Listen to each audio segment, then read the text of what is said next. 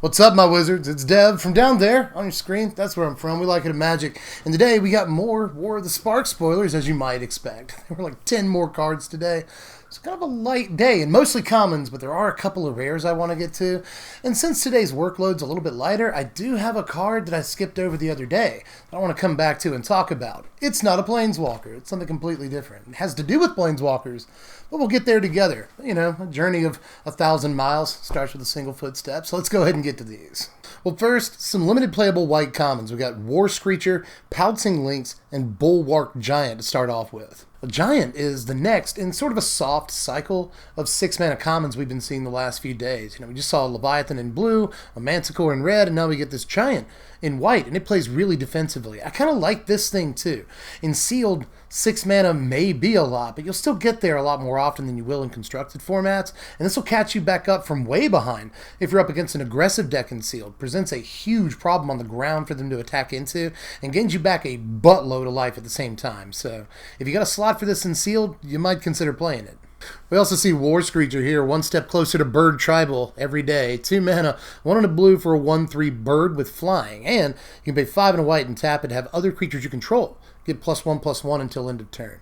I actually don't mind this at all. 2 mana, 1/3 flyers, I don't mind in limited as curve fillers for the most part, but you just kind of want as many evasive creatures as you can, both to attack and to block in Sealed, and Draft for that matter, pretty much any limited environment. So I don't mind this thing at all, and late in the game it can actually give all you guys an Anthem effect, help you bust through, break stalemates, all that. I like a lot about this card. And Pouncing Lynx, I'm actually sort of impressed by it. It doesn't look like much.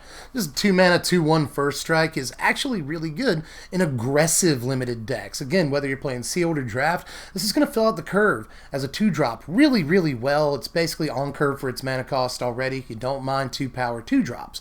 And the fact that you're mostly going to be attacking in these aggressive decks anyway means that for all intents, this mostly always has first strike. And the creature type's right too, but not to be outdone, we got some dogs in this set. Where my dogs at? Here's Bane Hound. Seen a lot of puppies in the last few days. It's like Wizards actually caught themselves, you know. They're like, man, we made a whole set full of cats. We seeded cats into like 4 sets in a row for cat people, but did nothing for dog people. Here's some doggos. I'm happy they're doing that. And Bane Hound is actually kind of cool, you know. This is just a black mana for a 1/1 Nightmare Hound, like the creature types. Get a couple more nightmares. Be able to get Nightmare Tribal going. You know, we saw that thing yesterday, Leyline Prowler. Plus we got like Doom Whisperer and a couple of other nightmares in the format. We might be able to make this thing happen for like Halloween or something, but we'll see.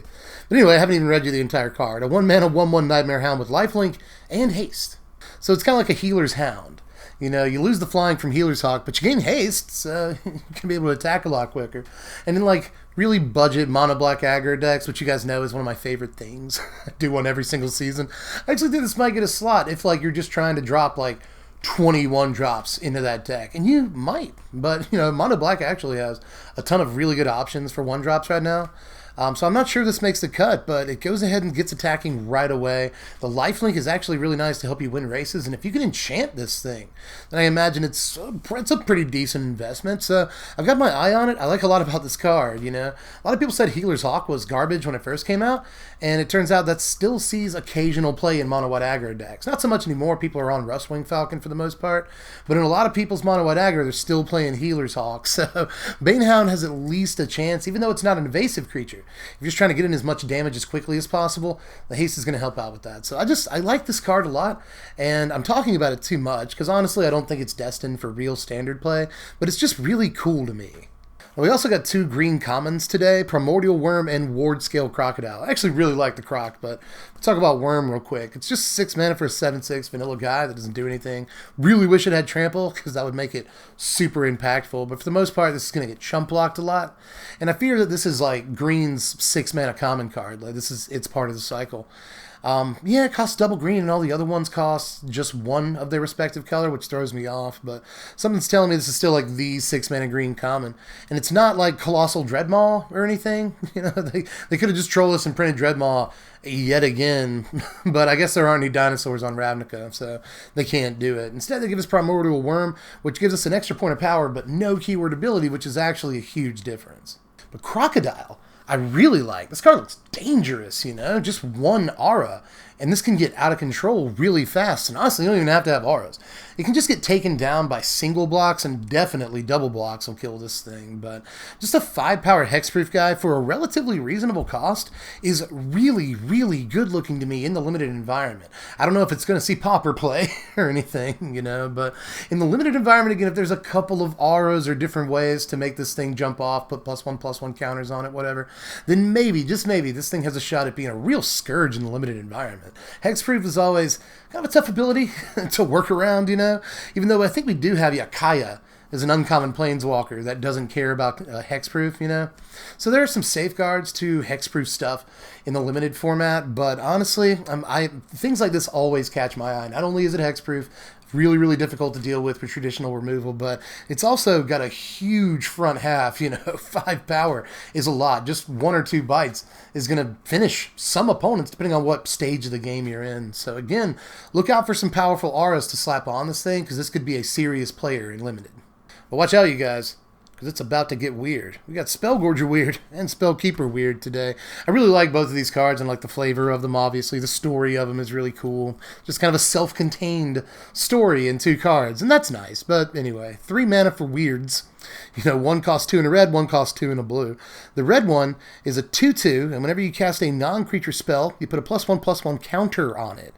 Really interesting form of prowess in that you get counters for your non-creature spells. And then Spellkeeper weird is also, well, it's a 1/4. It's also a weird, obviously. You can pay 2 and tap it and sacrifice it to return target instant or sorcery card from your graveyard to your hand. Now, both of these are actually decent abilities. With Spellkeeper, I don't necessarily like that, you know, you have to pay to activate it, and you have to tap it, which means you have to wait a turn to actually use it.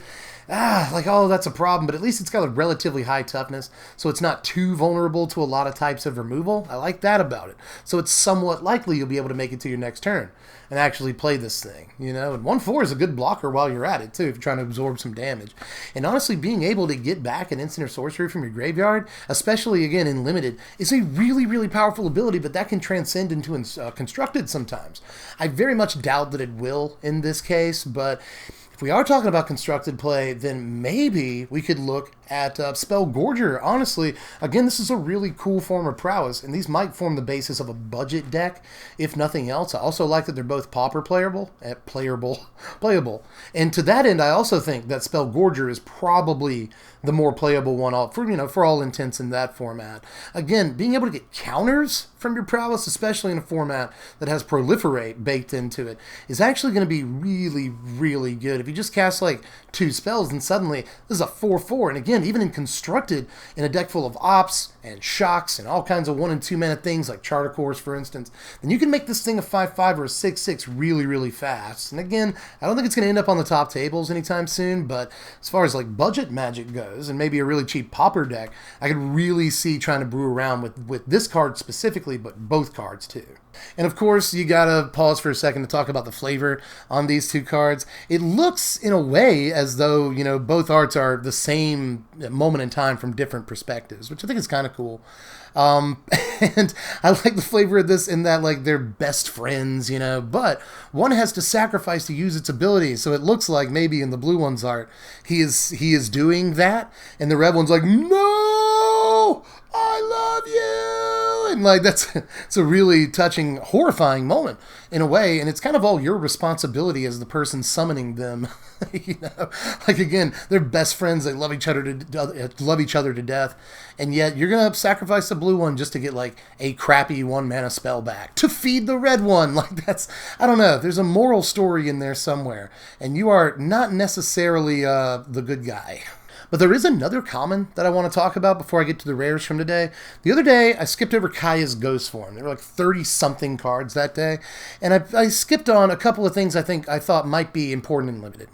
So let me talk about Kaya's Ghost Form, because some people think that this is standard playable, and I want to present pros and cons, because I think there are good spots when it comes to discarding constructed, but we'll get to it. This is just 1 black mana for an aura, and you can enchant creature or a planeswalker that you control.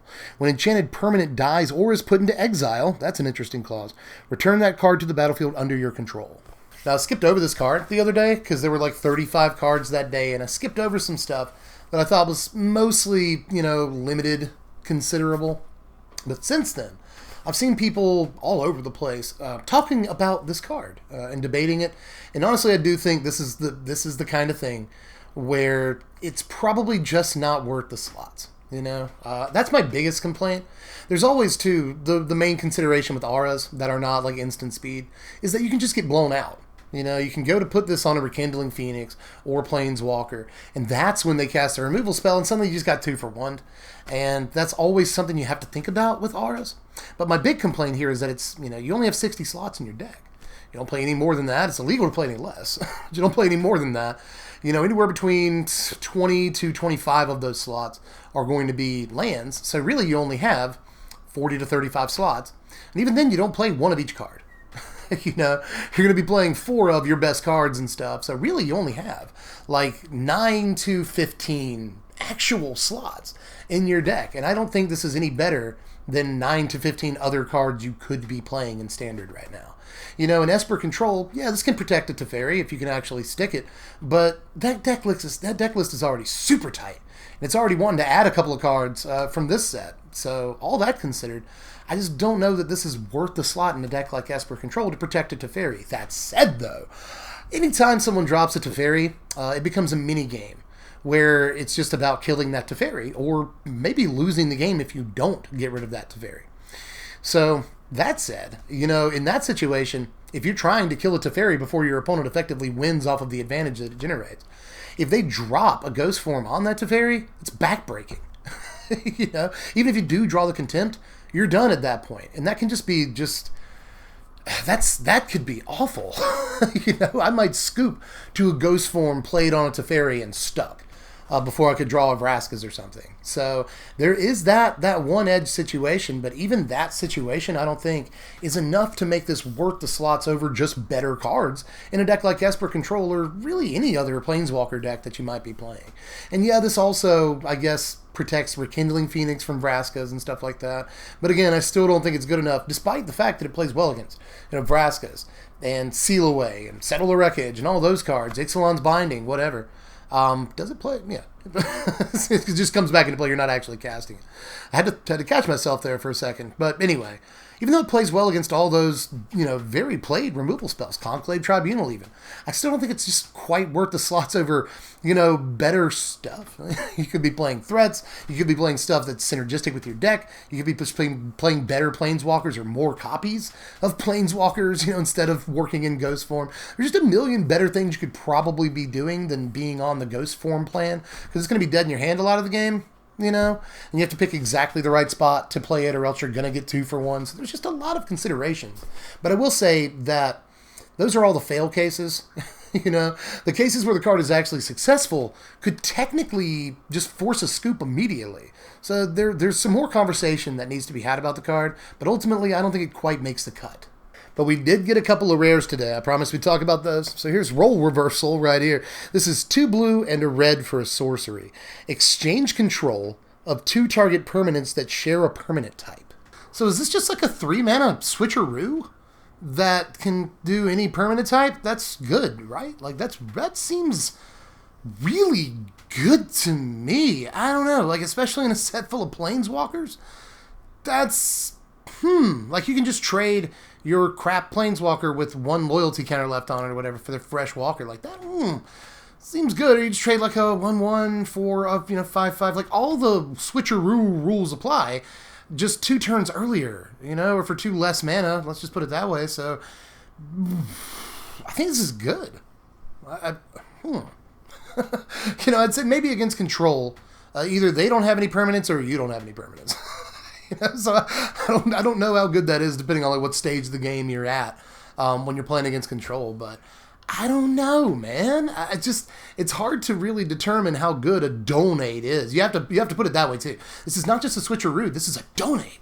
So that's also good. Like, what do you donate in this format right now? I'm probably missing something, but I've just been like spellbound by this card because like this doesn't look like, I've seen people kind of ho-hum on this, but like this is very good, maybe. Yeah, you think so too? But I think so too. So if Ziggy thinks so, he's a better Magic player than I am. So I think this card has a real chance. Now, up next, this is the last card I want to cover today because I think it's easily the most impactful. This card looks very good to me, but we actually got this late last night. This is Tolsimir, Friend to Wolves, 5 mana, 2 green and a white for a 3/3 Elf Scouts legendary. And when it enters the battlefield, you create Voha, Friend to Elves, a legendary 3/3 green and white wolf creature token. And whenever a wolf, any wolf, enters the battlefield under your control, you gain 3 life, and you may have that creature fight up to 1 target creature an opponent controls. First of all, this guy does look like the Professor. People have been saying that all day. I see it. I definitely see it. I hope that I appear on a card. We'll see. Maybe that might already be me on Cavalcade of Calamity, for all I know. But anyway, yeah, this guy does look like the Prof. In any case, and talking about the actual function of the card, this card is nutter butters. I was specifically not trying to say butters after nutters, but screw it. I can't even come up with a proper, like, funny way to put how insane this card is, because I just want to talk about how good the card is. So let's get onto that. Let's get to the dry stuff. I don't feel like I have to be funny when talking about how ridiculous this stupid card is. A lot of people have just been like, nah, I guess it's fine in its way. I guess you've got Tristani at 5 mana on Selesnya, and you've got Lyra too, and like, are these really better than Lyra? Or, yeah, to me, yeah, absolutely. I'm not sure that it's better than Lyra in the sideboard slot for catching up against aggro decks and stuff, but this does obviously help you do that. You gain 3 life immediately instead of having to wait for lifelink on Lyra. And you go ahead and get a fight trigger so you can just kill one of their dudes. This is a removal spell and a life gain spell, and maybe 2 bodies on the battlefield, but at least 1 for 5 mana, and that is all the deal. It kind of reminds me of Thragtusk from way back in the day. I'm not sure it's as good as Thragtusk, Swagtusk, we used to call them, but I still think that this is a bonkers card that gives you tons of enter the battlefield value right when you first play it, but it also is good if you play other wolves. Like we've got Arlen in this format, and even though Arlen's 6 mana, in a perfect world, you could follow this on turn 5 with Arlen on turn 6, and then suddenly you're getting all the fight triggers. You play a wolf every turn for at least like 3 turns in a row, and you're getting tons of fight triggers, lots of board presence even. If the wolf fights a 2/2 and kills it, then suddenly, look how much you've advanced your board state. That's like a 3-for-1 plus the life gain. This card is absolutely ridiculous, and I don't know why people are a little like cold on it. For what it seems to me, especially the more spiky people in the community are like, nah, I don't know about this. This is absolutely banana hammock. This thing is crazy. Seriously, ready to start howling at the moon. Actually, think about what is it? Howl of the Night Pack, that thing that makes a bunch of wolf tokens like equal to the number of forests or something like that. I can't remember. It's been a while since I played a Howl of the Night Pack, but yeah, with a token generator like that, this card goes really, really well too. It's a really good commander for wolves, which is dope. I'm getting my copy as soon as this comes out. You guys know that I'm kind of partial to wolves. I have a thing with wolves, so I love everything about this card from a flavor perspective. It looks like my buddy Brian too. What is there not to like about this card? It looks like it's going to see all of the standard play, because if you're discounting exactly how much value this card brings to the table, I don't know what to tell you. Just everything I know about evaluating Magic cards. This is a removal spell. This is a life gain spell that catches you back up, puts 2 bodies on the battlefield, this insane into the battlefield trigger. This card is one of the best cards we've seen so far. So, you guys have not seen me freak out about like too many cards this season. It's like this and Davriel and a couple of other things I've really, really liked. Even though I've kind of gone back. It's not that I don't like Davriel now. Here's Davriel. It's that, like, I hate that it's legendary, and I knew that when I was, like, reviewing the card. I just was so excited to see a sort of the rack back in standard, but it's really nice when you can stack up racks. You got a stack of racks on the table, and suddenly you can finish your opponent really quickly, but Davriel just he's legendary, so you only have the 1 copy of him out, and that really that sucks when you're playing a rack-like card, but I'm still going to play all the Davriel. I'm still going to make that deck, too. Like, that's one thing. Like, I've been kind of pooping on some of the cards this season. I hate what they've done to certain Planeswalkers and all that, but there are a few decks that I can't wait to build. Discard's one of them. I can't wait to build Tribal Wolves. Even Goblins is looking pretty decent. Zombies, there's a lot of tribal stuff I want to build, but there's also Super Friends, so even if it doesn't look like I'm that excited about this set, I will say we haven't even seen half the set yet. But there's still plenty of stuff that I can't wait to do for Deck Tech season. So make sure you're subscribed if you haven't done that yet. Hit the bell for notifications. Not only so you'll get the rest of the spoilers, but also list videos when I put them out, the top 50 in the set. I'm going to do that video again. Top 10 sleepers, pre-release guide that's always like 45 minutes long, super in-depth. I put myself through hell to do that, and not only those, but the deck techs too. So subscribe, hit the bell for notifications for all the content that I hope you want. I was going to say, I know you want it. I hope you do. But, if you stop by for spoiler season, make sure you stick with me because we do cool stuff during actual deck tech season too. But hit the like button if you enjoy the content or you like my face, whatever. Go over to TCG Player to check out prices on the cards, pre-order anything that you're into right now. I'm going to pre-order this as soon as it comes up for pre-order. That the Green White Wolf Legend. I've got to have that. I'm sorry, buddy. Don't be jealous. I'm still going to love you, but I'm probably going to pet that card every day as soon as it comes in the mail too. But anyway, I'm pretty sure that's it for now, other than, I guess, the Patreon call out. If you have $1 a month, it would really mean a lot to the channel. Every dollar helps like a lot, so especially in this day and age when AdSense is paying out less and less. Every dollar really helps the channel. So if you want to help out, and if you want to help decide what decks we even do during deck tech season via, polls and such, then throw $1 in the Patreon. I'll leave a link in the description for you. But aside from that, pretty sure I'm out. Just let me know how you felt about all these. Am I way off base on any of these, or am I way on base? Or, do you think that some of these cards are even better than I evaluate them, or way worse than I evaluate them? Just let me know. Let me know how you're feeling, people, down there in the sideboard, the comments section. And I'm pretty sure I'll catch you cats later. I'm gonna love my baby now. He's been so starved. He's been so thirsty for attention, like all day too. I think he's getting sick of this new kitten. I think you are, buddy. But don't worry, you're still the baby. You're still the baby. But anyway, I'll catch you cats later. I'm Deb from the place. Thanks for watching, my wizards. Make sure you spread love and be kind.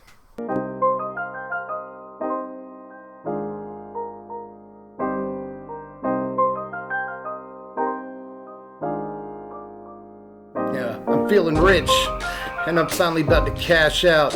Smothered and covered like I'm some hash browns. Glass clown, stash crowns till I pass out. Bass, trout, lobster on my plate, milking the cash cow. Stacks tall as shack, protect your neck and watch your back. I'm counting checks and cracking packs, collecting decks and bumping gas.